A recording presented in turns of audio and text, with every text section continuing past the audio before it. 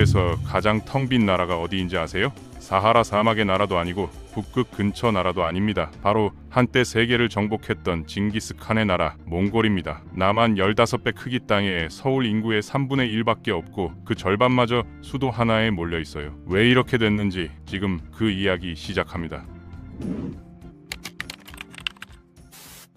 몽골의 국토 면적은 약 156만 제곱킬로미터로 한반도 전체의 7배가 넘습니다. 남한 기준으로 따지면 무려 15배가 넘는 땅이에요. 그런데 거기 사는 사람이 고작 330만 명입니다. 서울 인구가 약 40만 명이니까 서울 시민의 3분의 1 수준밖에 안 되는 인구가 그 광활한 땅을 채우고 있는 거죠. 인구 밀도로 따지면 1제곱킬로미터당 2.1명으로 세계 최하위입니다. 남한의 인구 밀도가 약 515명인 걸 생각하면 몽골은 그보다 240배 이상 텅 빈 나라인 거거든요. 더 충격적인 건 그 303만 명조차 균등하게 퍼져 있지 않다는 겁니다. 수도 울란바토르 하나에만 약 160만 명이 몰려 있어요. 전체 인구의 48%가 국토의 고작 0.3%에 압축돼 있는 거죠. 그 말은 반대로 나머지 99.7%의 땅에는 평균적으로 1제곱킬로미터당 1.1명밖에 없다는 뜻입니다. 유럽연합에서 가장 인구가 적은 지역인 핀란드 최북단 라플란드보다도 2배 이상 텅 빈 수치거든요. 이 이상한 나라가 왜 이렇게 됐는지 이해하려면 먼저 지리부터 봐야 합니다. 몽골 고원은 해발 1000m에서 1500m 사이에 걸쳐 있는 높은 고원입니다. 한라산이 약 1950m니까 몽골 땅의 평균 고도가 한라산 중턱 수준인 거예요. 이 고원을 사방에서 더 높은 산맥들이 둘러싸고 있습니다. 남쪽엔 히말라야와 쿤룬 산맥, 서쪽엔 알타이 산맥이 막아서서 어느 방향에서 불어오는 습기 있는 바람도 몽골에 닿기 전에 산에 다 뿌려버리거든요. 황해까지의 거리도 800km가 넘어서 서울에서 부산까지 거리의 2배가 넘는 육지를 바람이 가로질러야 합니다. 수분이 남아있을 리가 없는 거죠. 그래서 몽골은 연간 257일이 맑은 영원한 파란 하늘의 나라입니다.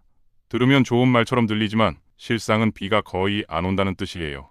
강수량 대부분이 6월에서 8월 사이 단 3달에 몰리고 나머지 기간은 사막처럼 메마릅니다. 남부 지역은 아예 몇 년째 비 한 방울 안 내리는 곳도 있거든요. 문제는 건조함만이 아닙니다. 추위가 진짜 핵심이에요. 매년 9월부터 4월까지 시베리아에서 차갑고 건조한 고기압이 내려오는데 이 기간 몽골의 평균 기온이 영하 30도입니다. 한국에서 가장 추운 날씨로 기억하는 영하 15도에서 20도짜리 한파가 몽골에선 그냥 평균이에요. 북부 지역은 영하 40도까지 떨어지는 날이 흔하고 심지어 하루 안에 기온이 30도 이상 요동치는 경우도 있습니다. 울란바토르는 세계에서 가장 추운 수도로 연평균 기온이 영하 2.9도입니다. 서울 연평균이 약 12.5도인 걸 감안하면 울란바토르는 서울보다 연평균 15도 이상 추운 도시거든요. 그런데 여름엔 또 33도에서 38도까지 치솟습니다. 한 나라에서 겨울엔 영하 40도, 여름엔 38도를 모두 겪는 거예요. 이런 극단적인 기후에서 농사는 처음부터 불가능에 가깝습니다. 몽골 전체 국토에서 경작 가능한 땅의 비율이 고작 0.4%예요. 남한의 경작 가능 면적 비율이 약 15%인데 몽골은 그 40분의 1도 안 되는 수치입니다. 몽골보다 경작 가능 토지 비율이 낮은 나라는 지구상의 지부티, 아이슬란드, 오만 단 3나라뿐이에요. 몽골 면적의 15분의 1에 불과한 한국보다도 쓸 수 있는 농토가 더 적습니다. 이런 땅에서 대규모 농업 사회를 세우는 건 처음부터 불가능한 이야기거든요. 그래서 수천 년 전부터 몽골 고원의 사람들은 유목을 선택했습니다. 초원을 계절 따라 이동하며 가축을 키우는 게 이 땅에서 살아남는 유일한 방법이었거든요. 지금도 몽골 인구의 약 3분의 1이 유목 생활을 이어가고 있고 국토의 65%가 목축지로 쓰입니다. 고려시대 중반, 그러니까 지금으로부터 800년 전에 징기스칸이 이 땅을 누비던 때와 생활 방식이 크게 다르지 않아요. 유목 생활이 낭만적인 건 절대 아닙니다. 겨울 폭설이 심한 해엔 초원이 두꺼운 얼음층으로 덮이면서 가축이 먹이를 찾지 못하고 떼죽음을 당하는 조드라는 재해가 발생합니다. 2009년에서 2010년 겨울 이 조드 하나로 몽골 전국에서 800만 마리 이상의 가축이 죽었어요. 당시 한국의 구제역 파동으로 전국이 발칵 뒤집혔던 게 2010년인데 같은 해 몽골에선 그보다 훨씬 큰 규모의 재앙이 기후 때문에 조용히 일어나고 있었던 거죠. 가축을 모두 잃은 유목민들은 살던 초원을 떠나 울란바토르로 몰려들었고 지금도 이 패턴이 반복되고 있습니다. 환경은 점점 더 나빠지고 있어요. 1990년대 공산 정권이 붕괴하고 경제가 자유화되면서 글로벌 캐시미어 시장이 폭발적으로 성장했는데 많은 유목민들이 양 대신 캐시미어를 생산하는 염소로 가축을 바꿨습니다. 몽골은 현재 전 세계 캐시미어 공급량의 약 40%를 담당하는 세계 2위 생산국이 됐거든요. 문제는 염소가 풀뿌리까지 뜯어먹고 날카로운 발굽으로 토양을 파괴한다는 겁니다. 양보다 훨씬 심하게 초원을 망가뜨리는 거예요. 그 결과 고비 사막이 매년 6km에서 7km씩 북쪽으로 확장되고 있습니다. 서울에서 수원까지 거리가 약 30km인데 5년마다 그 거리만큼 사막이 늘어나는 겁니다. 기후 변화도 겹쳐서 2000년 이전엔 연 20건이던 극단적 기상 이변이 2000년 이후엔 연 40건으로 2배가 됐고 1940년 이후 몽골의 연평균 기온은 1.8도가 올랐습니다. 여기에 영구 동토층 문제도 있어요. 몽골 국토 대부분에 영구 동토층이 깔려 있는데 기온이 오르면서 이 동토층이 녹아내리고 있습니다. 동토층이 녹으면 그 위에 건물 기초가 가라앉고 도로가 울렁거리고 파이프라인이 터집니다. 수도 울란바토르 바깥에 대규모 도시를 만들기 어려운 이유 중 하나가 바로 이 땅 자체가 불안정하다는 거거든요. 역사적인 상처도 깊습니다.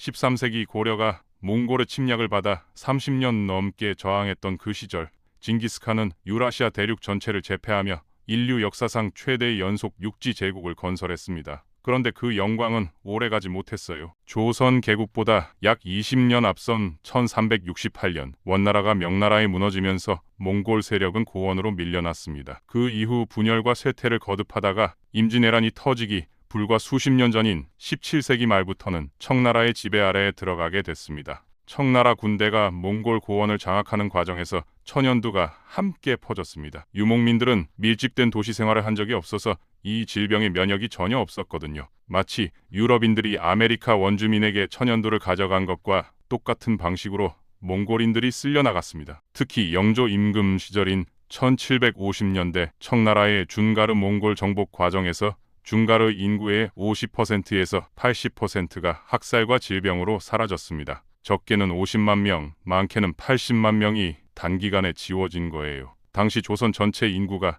약 700만에서 800만 명 수준이었으니 조선 인구의 10분의 1에 가까운 숫자가 한 민족에서 사라진 겁니다. 여기에 티베트 불교가 또 하나의 인구 억제 장치가 됐습니다. 20세기 초, 그러니까 우리나라의 일제강점기가 시작되던 무렵에 몽골 전역에는 수백 개의 불교 사원이 들어서 있었고 전체 남성의 약 3분의 1이 독신을 서약한 승려였습니다. 결혼도 자녀도 포기한 남성이 전체 남성의 3분의 1이나 됐던 거거든요. 가뜩이나 적은 인구가 더 이상 자연스럽게 늘어나지 못하는 구조였습니다. 1911년 청나라가 무너지면서 몽골은 독립을 선언했지만 그것도 오래가지 못했습니다. 우리나라가 일제강점기를 보내는 동안인 1924년 소련의 지원을 받은 공산주의 세력이 권력을 잡으면서 몽골은 소련의 위성국으로 전락했거든요. 공산 정권은 불교 사원을 파괴하고 승려들을 처형하거나 강제로 환속시켰습니다. 해방 이후에도 한국이 분단의 아픔을 겪는 동안 몽골은 소련 체제 아래 남아 있었고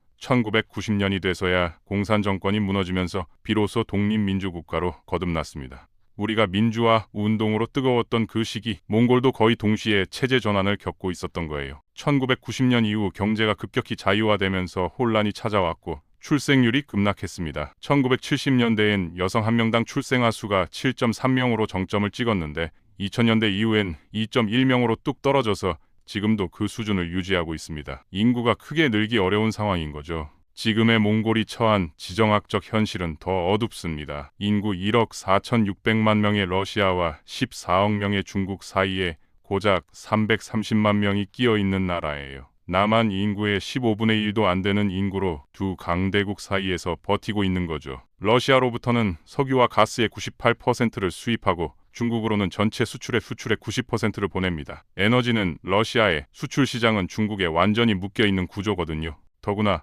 러시아와 중국의 협력이 강화되면서 몽골의 입지는 더욱 좁아지고 있습니다. 야말 반도에서 출발해 몽골을 관통해 중국으로 이어지는 천연가스 파이프라인 시베리아의 힘투 건설이 추진되고 있는데 몽골은 사실상 이를 거부할 선택지가 없었습니다. 러시아가 우크라이나를 침공한 걸 보고 나서 몽골이 두 강대국의 요청을 정면으로 거부할 수 있는 입장이 아닌 건 누가 봐도 명확하거든요. 중국은 청나라의 계승자를 자처하며 청나라가 직접 통치했던 외몽골에 대한 역사적 연고를 강조합니다. 중국이 티베트와 신장을 흡수한 전례도 있죠. 지금 내몽골 자치구에는 독립 몽골국보다 더 많은 500만 명의 몽골계 주민이 살고 있지만 그들은 이미 한족이 79%를 차지하는 땅에서 17%의 소수 민족이 됐습니다. 수백 년에 걸친 한족 이주의 결과입니다. 결국 몽골의 텅 빈 99.7%의 땅은 단순히 기후와 지리만의 결과가 아닙니다.